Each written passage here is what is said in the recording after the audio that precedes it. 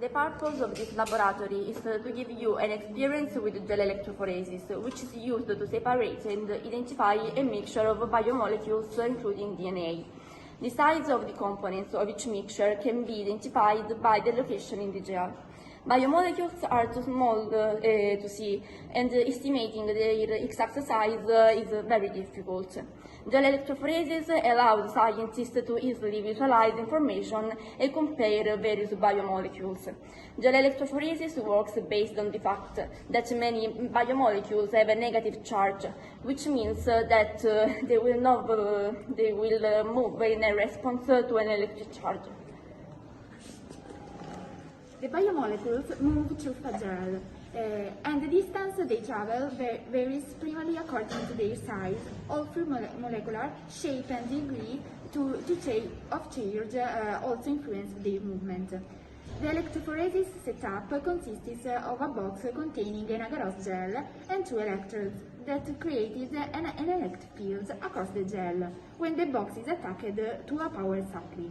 The negative electrode is black and the positive electrode is red, whilst the depressions in the agarose that can hold small volumes of samples. The molecules in a sample will travel through the gel and be sorted based on their properties of change and size. Samples of negatively charged biomolecules are pipeted into wells near the negative black electrode, and the samples move through the gel toward the positive red electrode, because opposite charges attract and like charges repel. The gel that the molecules move through is a composite of agarose, a polysaccharide complex sugar found in seaweed. Its structure is a porous matrix like a sponge, with floats of ose through with which the solution and biomolecules flow. Okay. Gel electrophoresis and PCR are the two more important moments to do genetic manipulation. Gel electrophoresis is important because it allows us to separate DNA fragments according to their size.